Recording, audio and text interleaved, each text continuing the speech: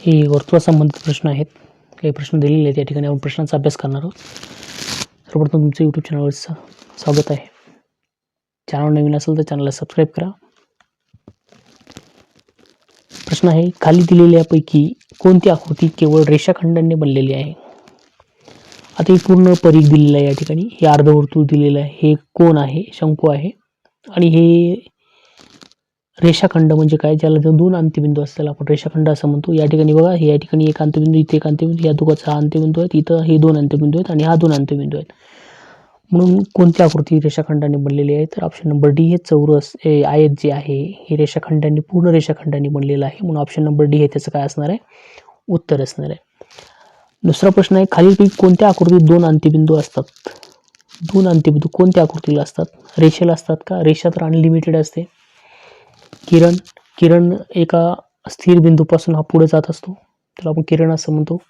ही रेषा असते ती अनलिमिटेड असते, दोन्ही बाजूला एरो असतात त्याच्या. रेषाखंड म्हणजे दोन्ही बाजूला अंत्यबिंदू असतात अशा पद्धतीनं. प्रतल तर अमर्याद असतो. अशा पद्धतीनं म्हणजे रेषाखंड ही काय आहे, दोन अंत्यबिंदू असलेली एक आकृती आहे, त्याला आपण रेषाखंड असं म्हणतो. खालीलपैकी कोणत्या आकृतीला निश्चित लांबी असते? निश्चित लांबी कोणाला असते? रेषेला निश्चित लांबी असते का? रेषेला निश्चित लांबी नसते, कारण ते अनलिमिटेड असते. रेषाखंडाला निश्चित लांबी असते, म्हणजे रेषाखंड हा आपण मोजता येतो. रेषेचा उपसंच हा रेषाखंड असतो. किरण पण एका स्थिर बिंदूपासून एकाच दिशेला जाणारे आपण जाणाऱ्याला किरण असं म्हणतो. आणि बिंदू म्हणजे एका स्टॉप ज्या ठिकाणी त्याला आपण बिंदू असं म्हणतो. लांबी कोणाला असते? निश्चित लांबी रेषाखंडाला असते. तर ऑप्शन नंबर बी. 45 अंश मापाचा कोटिकोन खालीलपैकी कोणता आहे? कोटिकोन कोणाला म्हणायचं? ज्या दोन कोणाच्या मापाची बेरीज 90 अंश असते त्याला आपण कोटिकोन असं म्हणतो. दोन कोणाच्या मापाची बेरीज किती असते? 90 अंश असते, त्याला आपण कोटिकोन असं म्हणतो. कोटिकोन म्हणजे ज्या दोन कोणाच्या मापाची बेरीज किती असते? 90 अंश असते, आपण कोटिकोन म्हणतो. एक कोण या ठिकाणी 45 अंश दिलेला आहे, म्हणजे दुसरा कोण जर आपल्याला मिळाला 45 तर ते 90 होतं. म्हणून या ठिकाणी कोटिकोन कोणता आहे? या ऑप्शनचा आहे. खाली दिलेल्या विशाल कोणाचे माप कोणते आहे? आता विशाल कोण कोणाला म्हणायचं? जो कोण 90 अंशापेक्षा मोठा असतो त्याला विशाल कोण असं म्हणतात. 90 अंशापेक्षा लहान असतो त्याला लघु कोण असं म्हणतात. आणि एक्झॅक्ट 90 अंशाचा असेल तर त्याला आपण काय म्हणतो? काटकोन असं म्हणतो. तर 90 हा काटकोन आहे, 75 हा लघु कोण आहे, कारण 90 अंशापेक्षा लहान आहे. 95 90 पेक्षा जास्त आहे, त्यामुळे हा विशाल कोण असू शकतो. हा विशाल कोण आहे. 60 अंश हा लघु कोण आहे. तर ऑप्शन नंबर सी हा काय त्याचं उत्तर आहे. त्यानंतर आहे, खाली दिलेल्या आकृतीमध्ये परस्पर विरुद्ध किरण कोणते आहेत? परस्पर विरुद्ध किरण कोणकोणते आहेत? तर एका स्थिर बिंदूपासून विरुद्ध दिशेला जाणाऱ्याला आपण परस्पर विरुद्ध असं म्हणतो. आता या ठिकाणी परस्पर विरुद्ध आहेत किरण ओ ए आणि ओई. ओई आणि ओई कुठे बघूया? ओ ए आणि ओई. ऑप्शन नंबर डी हे तुमचं उत्तर असणार आहे, कारण हे परस्पर विरुद्ध एकमेकांच्या विरुद्ध बाजूला जाणाऱ्या, विरुद्ध दिशेला जाणाऱ्या आपण काय म्हणत असतो? विरुद्ध किरण म्हणत असतो. तर या ठिकाणी एक प्रश्न दिलेला आहे,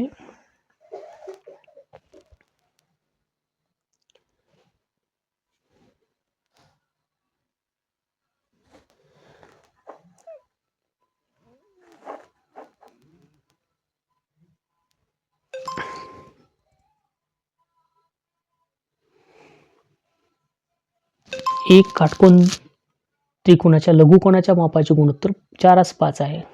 एका काटकोन त्रिकोणाच्या लघुकोणांच्या मापाचे गुणोत्तर 4:5 आहे, तर त्यातील मोठ्या कोणाचे माप खालीलपैकी कोणते आहे? 90 अंश, 50 अंश, 60 अंश दिलेले आहे आणि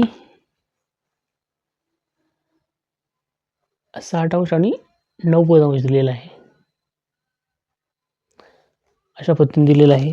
तर 4:5 गुणोत्तर आहे, म्हणजे काटकोन आहेत, लघुकोण त्याचे दोन लघुकोण आहेत, तर त्याचं गुणोत्तर दिलेलं आहे. एकाला आपण 4x + 5x या दोघांची बेरीज 90 असते.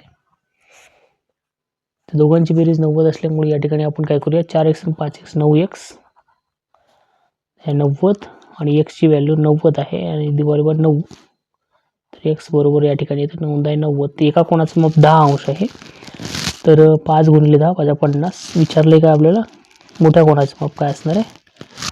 50 असणार आहे. तर ऑप्शन नंबर बी हे त्याचं काय असणार आहे, उत्तर असणार आहे. तर या प्रश्नाचं उत्तर या ठिकाणी बी आहे. 5 आणि 4 9 म्हणजे 9 10 अंश येईल आणि 10 अंश आपण जर काढलं तर मोठ्या कोणाला 5 गुणिले 10 मल्टिप्लाय केलं तर 50 हे उत्तर तुम्हाला काय भेटून जाईल. त्यानंतरचा कोण आहे प्रश्न आहे, स्तंभ ए मध्ये भूमिती संकल्पना दिली आहेत आणि स्तंभ बी मध्ये त्याची उत्तरे दिलेली आहेत. स्तंभ ए आणि स्तंभ बी शी जुळवा. काटकोनाचे माप. पी काटकोनाचे माप एक्झॅक्ट 90 अंश आहे. हे बरोबर आहे 1 ला 1. 55 अंशाचा कोटिकोण 55 अंशाचा कोटिकोण असणार आहे 35 अंश. याला 3 उत्तर असावं लागणार आहे. क्यूला 3 35 म्हणजे 3. ज्या दोन कोणाच्या मापाचे 180 अंश असतात ते असतात पूरक कोण. एकमेकाचे ते असतात पूरक कोण असतात. 70 अंश कोणाचा पूरक कोण किती असणार आहे, 70 अंश कोणाचा पूरक कोण 110 अंशाचा असणार आहे. म्हणजे हे बरोबर आहे. आता या ठिकाणी दोन आलेले आहेत. पूरक कोण कोणाला म्हणायचं, त्या दोन कोणाच्या मापाची बेरीज 100 अंश असते त्याला पूरक कोण असं म्हणतात. त्या दोन कोणाच्या मापाची बेरीज 90 अंश असते त्याला कोटी कोण असं म्हणतात. ठीक आहे, लक्षात ठेवायचं. जर पूरक कोण विचारला असेल तर त्या संबंधित कोण त्याच्या अंशापेक्षा मोठा असतात किंवा लहान असू शकतो. कोटी कोण विचारला असेल तर त्या दोन कोणाच्या मापाची बेरीज 90 अंश असायला पाहिजे, त्याला आपण कोटी कोण असं म्हणतो. या दोन संपूर्ण लक्षात ठेवा. त्रिकोणाच्या तिन्ही कोणाच्या मापाची बेरीज किती असते असा प्रश्न या ठिकाणी केलेला आहे. त्रिकोणाच्या तिन्ही कोणाच्या मापाची बेरीज 180 अंश असते हे कन्फर्म करून लक्षात ठेवा. या ठिकाणी ए 90 अंश, बी 120 अंश, सी 180 अंश, डी 150 अंश. तर यामध्ये सी हा काय आहे 180 अंश. तिन्ही कोणाच्या मापाची बेरीज किती असते 180 अंश. पर्यंत प्रश्न विचारला जातो एक्झाममध्ये, तो तुम्हाला लक्षात ठेवायचा. आता या ठिकाणी प्रश्न दिलेला आहे बघा. खाली दिलेल्या त्रिकोणामध्ये ए बी बाजू बरोबर ए सी आहे. ए बी बरोबर ए बी आणि ए सी हे दोन्ही काय बरोबर आहेत. ही बाजू आणि ही बाजू बरोबर आहे. कोण बी हा 50 अंशाचा आहे. कोण बी हा 50 अंशाचा आहे. कारण आता ही समान बाजू समोरील कोण 50 तर याच्या समोरील कोण हा देखील किती असणार आहे, हा पण काय असेल 50 अंशाचाच असेल. तर कोण याची किंमत किती, याची किंमत 50 आणि 50 100. 180 अंशाचाच प्रश्न केला आपण. 180 अंशाचा असेल तर 50 आणि 50 100 राहिले किती 100. तर हा कोण किती अंशाचा असेल 100. राहिले किती 80. तर हा कोण असेल 80 अंशाचा. अशा पद्धतीचं उत्तर काढलं जातं. खाली दिलेल्या कोणाच्या गटापैकी कोणत्या कोणाचा गट एखाद्या त्रिकोणाचे कोण असल्याचे दाखवतो. आता या ठिकाणी 3 गट दिली, 1 2 3 4 प्रश्न आहेत, 4 ऑप्शन आहेत. आता काय विचारले आपल्याला, कोणता गट म्हणजे त्रिकोणाच्या कोणाचे माप एक्झॅक्ट दर्शवतो असं विचारलेलं आहे. तर 105 65 आणि 40. 105 आणि 65 किती होतात 170. 170 आणि हे 40 तर त्रिकोणाच्या कोणाच्या मापापेक्षा हे जास्त आहे, पण ऑप्शन नंबर 1 नाही. 90 55 35 या ठिकाणी तिन्ही कोणाच्या मापात 180 येत आहे. 120 40 160 130 190 या ठिकाणी हे पण नाही. 100 40 50 5 4 9 190 होत आहे, हे पण नाही. तर ऑप्शन नंबर बी हे एक्झॅक्ट कोणाचे माप तिन्ही कोणाच्या मापाचे दर्शवतो. तर खाली दिलेल्या कोणाच्या मापावर लघुकोण किती आहेत ते शोधा. कोण 138 अंश लघुकोण नाही, हा विशाल कोण आहे. 76 लघुकोण, 90 काटकोण, 32 अंश, 92 विशाल कोण, 89 लघुकोण. 1 आणि 2 3 आहे. तर ऑप्शन नंबर ए हे बरोबर आहे. एका वर्तुळाचा परिघ 44 सेंटीमीटर आहे, तर त्याच्या व्यासाची लांबी किती आहे. तर या परिघ दिलेला आहे 44 दिलेला आहे. सी बरोबर पाय डी असा प्रश्न आहे. सी बरोबर पाय डी 22/7 पायची व्हॅल्यू आहे. गुणिले डी आपल्याला फाइंड आउट करायचं आहे. 44 गुणिले 7 भागिले 22. 22 दोन्ही 44, 7 दोन्ही 14. तर डी किती असेल 14 सेंटीमीटर असेल. अशा पद्धतीने आपल्याला काय करता येतं काढता येतं. तर सूत्र तुमच्या लक्षात असलं पाहिजे की जर परिघ दिलेला असेल तर सी बरोबर परिघ बरोबर पाय गुणिले व्यास अशा पद्धतीने प्रश्न असतो. तर डी काढायचं असेल तुम्हाला तर या ठिकाणी काय करावं लागेल, तर सी बाय पाय हे प्रश्न असतो, पण पायची व्हॅल्यू ठेवल्यानंतर तो 7 वर जातं आणि 22 खाली येतं. तर अशा पद्धतीने तुम्हाला काय करता येतं फाइंड आउट करता येतो. ठीक आहे. आणि त्रिज्या दिली असेल तर सी इज इक्वल टू 2 पाय आर अशा पद्धतीने फॉर्म्युला असतो. 2 पाय आर. तर या ठिकाणी आता दिलेल्या वर्तुळाची त्रिज्या 3.5 सेंटीमीटर, तर त्या वर्तुळाचा परिघ खालील 4 पर्यायातून शोधा. त्रिज्या 3.5 आहे, तर व्यास किती असणार आहे? 7 असणार आहे. म्हणजे आपल्याला काय काढायचं आहे? परिघ काढायचं आहे. आता काय दिलेलं आहे? व्यास 7 सेंटीमीटर दिलेलं आहे, म्हणजे आपण याच फॉर्म्युल्यामध्ये ठेवूया. बघा, परिघ काढायचं आहे. पायाची व्हॅल्यू 22/7 गुणिले 7 7 कटलं तर राहिलं किती? 22. तर 22 सेंटीमीटर हा काय असणार आहे? त्या ठिकाणी परिघ असणार आहे. चला पुढचा प्रश्न बघूया आपण. खाली दिलेल्या त्रिकोणाच्या आकृतीमध्ये कोन ए बरोबर 100. कोन ए बरोबर किती आहे? 100 अंश आहे. मापाचा असून भुजा ए बी बरोबर AC आहे. म्हणजे ए बी आणि AC काय समान आहेत. तर कोन सी चे माप किती असणार आहे? कोन सी चं माप, आता हे आणि हे इक्वल आहे, तर या दोघांच्या मापाची म्हणजे हे समान माप असणार आहे. 100चं आहे म्हणजे हे आपण किती असणार आहे? 40, आणि हा किती असणार आहे? 40 असणार आहे. कारण दोन्ही पण इक्वल आहेत, म्हणजे राहिलं 100चं आहे. दोन कोण किती अंशाचे असतील? 80चे असतील. दोन्ही बरोबर 2 करायचं, 40 अंश. या ठिकाणी 40 अंश उत्तर बरोबर आहे. का बरोबर आहे? कारण दोन बाजू समान आहेत, त्या बाजू समोरील कोण देखील कसे असतात? समान असतात. म्हणजे दोन्ही पण इक्वल झाले. आता दोन्ही राहिले 100, तर 180 मधून 100 गेले, राहिले 80. 80ला 2 भागेल, राहिले किती? 40. तर अशा पद्धतीने तुम्हाला उत्तर फाइंड आउट करता येतं. आता 16व्या प्रश्नामध्ये एका वर्तुळाचे क्षेत्रफळ 154 चौरस सेंटीमीटर आहे. आता या ठिकाणी तुम्हाला काय दिलेलं आहे? एरिया दिलेला आहे. एरिया किती आहे? 154 सेंटीमीटर आहे. तर त्या वर्तुळाची त्रिज्या खाली दिलेले पर्याय शोधा. तर आर आपल्याला काढायचा आहे. तर एरिया इज इक्वल टू काय फॉर्म्युला आहे? पाय आर स्क्वेअर आहे. तर एरिया आपल्याला इज गिवन 154 22/7 गुणिले आर स्क्वेअर. तर या 7 आपण काय करूया? 154 गुणिले 7 भागिले 22 बरोबर आर स्क्वेअर. तर या ठिकाणी 7 54 7 7 49. तर 49चं वर्गमूळ किती येतं? 7 येतं. तर 7 ही काय असणार आहे? या ठिकाणी त्रिज्या असणार आहे. तशा पण तुम्ही काय करू शकता? उत्तरे फाइंड आउट करू शकता. त्यानंतरचा विचारलेला प्रश्न आहे,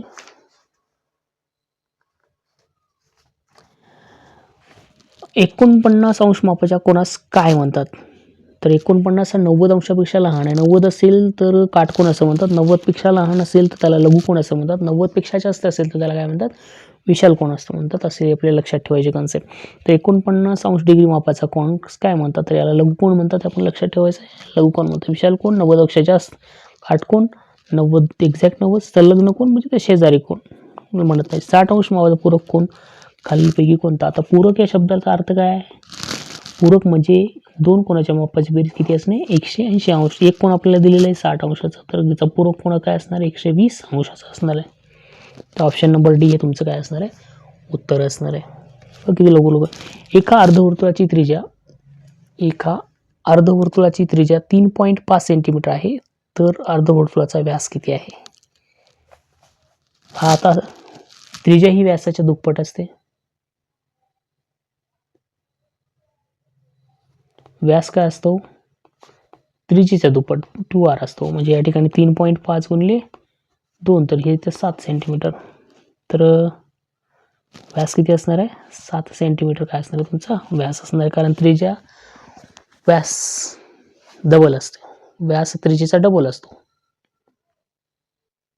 त्रिज्या ही व्यासाची अर्धी असते. हे लक्षात ठेवायचं तुम्हाला. त्यानंतर खाली दिलेला आहे, एक प्रश्न दिलेला आहे. एक प्रश्न आहे, खाली दिलेल्या आकृतीचे निरीक्षण करा. आकृती दिलेल्या जीवांची संख्या शोधा. आता ही आकृती दिलेली आहे, त्यामध्ये जीवांची संख्या आपल्याला शोधायची. जीवा म्हणजे कोणाला? जीवा म्हणजे वर्तुळावरील कुठलेही दोन बिंदू जोडणारा जो रेषाखंड असतात, कुठलेही दोन बिंदू जोडणारा रेषाखंडाला आपण काय म्हणतो? जीवा म्हणतो. आणि सगळ्यात मोठी जीवा कोण? व्यास असते. कारण ते जाते पण केंद्रामध्ये जात असल्यामुळे त्याला आपण व्यास असतं म्हणतो. तर जीवा किती आहेत आपण बघूया. इथून इथे जोडती एडीपी जीवा आहे, एबी जीवा आहे 1 2, एसी जीवा आहे 3 4 5 6. तर एकूण किती जीवा आहेत? 6 जीवा यामध्ये दिलेले आहेत. चला पुढचा प्रश्न आहे, या ठिकाणी खाली दिलेल्या त्रिकोण एबीसी मध्ये बाजू एबी बरोबर बाजू एसी आहे, बाजू एबी बरोबर बाजू एसी आणि एबी बरोबर बीसी आहे, एबी बरोबर बीसी आहे. तर कोण एसीबी चे माप किती आहे? तिन्ही बाजू सारख्या आहेत, म्हणजे तिन्ही कोण कसे असणार आहेत त्या ठिकाणी समान असणार आहेत. म्हणजे ए बी सी हे तिन्ही पण कोण इक्वल आहेत. आपण म्हणजे याला ए बी सी आणि ए बी प्लस सी हे तिन्ही कोण सारखे आहेत. म्हणजे 3 आपण काहीतरी पकडूया, ए बरोबर 180 अंश, तर ए बरोबर 180 बरोबर डिवाइड बाय 3, 3 संग 18, तर प्रत्येकी कोण किती अंशाचा आहे, 60 अंशाचा असावा लागेल. तर याकडून काय प्रत्येक कोण 60 अंशाचा आहे.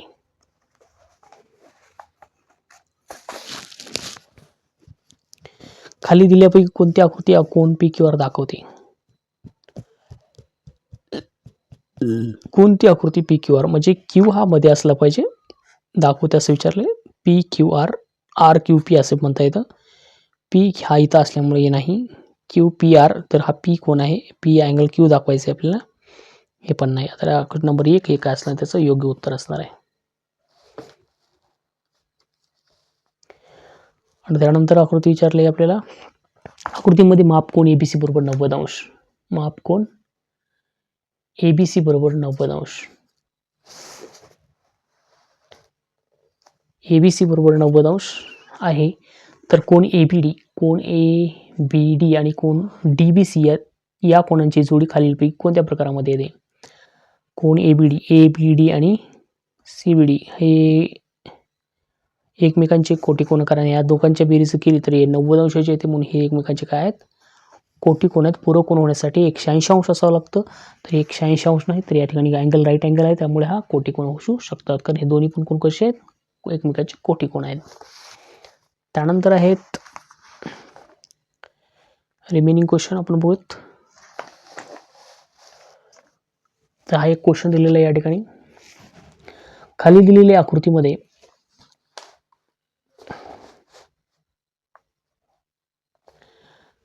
दिलेल्या आकृतीमध्ये कोण एएमसी बरोबर 40 अंश, एएमसी म्हणजे हा 40 अंशाचा दिलेला आहे, एएमसी बरोबर 40 अंश. तर त्याच कोणाच्या संलग्न कोणाच्या पूरक कोणाचे माप किती? त्याच कोणाच्या संलग्न कोण म्हणजे लगतचा कोण, लगतच्या कोणाचा पूरक कोणाचे माप किती आहे? तर पूरक कोण तो पण 40 अंशाचा असणार आहे. आता हा पण 40, तर हे किती असणार, 140 अंशाचा आहे, कोण 40च असणार आहे. ऑप्शन नंबर 40 डिग्री बी. 90 - x डिग्री असणाऱ्या कोणाचे पूरक कोण खाली दिलेल्या 4 पर्यायामधून शोधा. 90 पूरक कोण, 90 - x डिग्री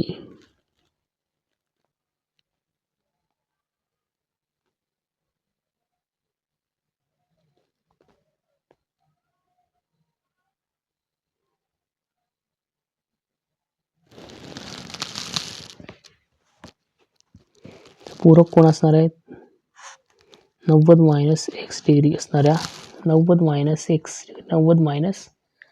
x डिग्री, तर 90 - x डिग्री असणाऱ्या पूरक कोण खाली दिलेल्या 4 पैकी शोधा. तर पर्यायामध्ये शोधायसाठी आपल्याला काय करणार, त्याच्यामध्ये ॲड करावं लागेल, प्लस 90 करावं लागेल, तर हा असणार आहे. खाली दिलेल्या आकृतीचे काळजीपूर्वक निरीक्षण करून त्यामध्ये x चे मूल्य शोधा. तर आकृतीचे निरीक्षण करायचं आहे आपल्याला. बघा या ठिकाणी CEB काय 50 अंशाचा आहे, x कुठं इथं आहे. तर ते दोन समांतर रेषा आणि त्याची छेदिका आहे, ही छेदिका दिलेली आहे. तर छेदिकेमध्ये हे दोन जी कोण आहेत, या दोन A50 आणि या ठिकाणचा जो कोण आहे, हा दोन कोण कसे आहेत एकमेकाचे, कोणते कोण आहेत, एकमेकाचे कोणते कोण आहेत, हे आणि हा कोण कोणते आहेत,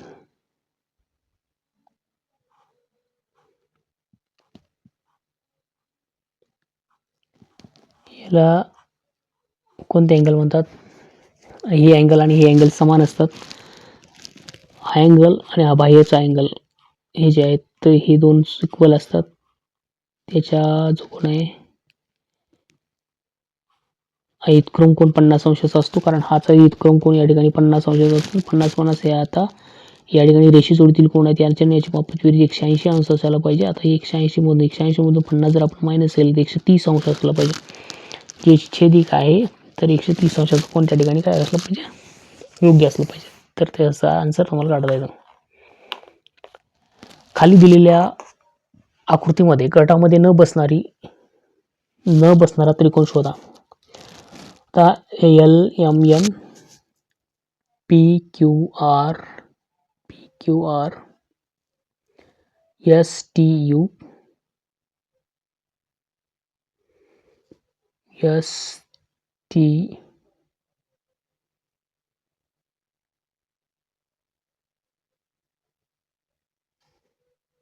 STU आणि या ठिकाणी ABC.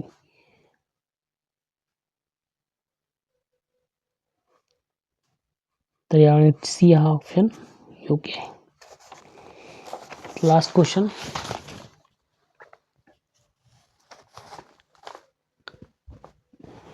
खाली दिलेल्या त्रिकोण ABC मध्ये कोण A बरोबर 60 अंश, कोण A बरोबर 60 हे 60 अंश आहे, कोण B बरोबर 50 अंश, कोण B बरोबर 50 अंश, C बरोबर 70 अंश. तर त्रिकोण ABC ची BC बाजू D पर्यंत वाढवली तर अँगल ACD चे मूल्य शोधा. तुम्हाला ACD काढायचा म्हणजे हा कोण काढायचा किती अंशाचा असेल, तर कोण काढायसाठी तर हे 60 आणि 50 ची बेरीज करा, ऑटोमॅटिक हा कोण निघून जातो. 60 आणि 50 50 60 110 अंश. तसं कळत नसेल तर तुम्हाला हे दोन रेषे जोडीतील कोण आहेत, जर हा 70 असेल तर हा पुढचा 110 असणार आहे, कारण रेषे जोडीत कोणाच्या मापाची 180 अंश असते. अशा पद्धतीने प्रश्नसंच आहे. आवडला असेल तर एक लाईक नक्की करा, कमेंट करा. भेटूया नवीन व्हिडिओमध्ये. तोपर्यंत धन्यवाद.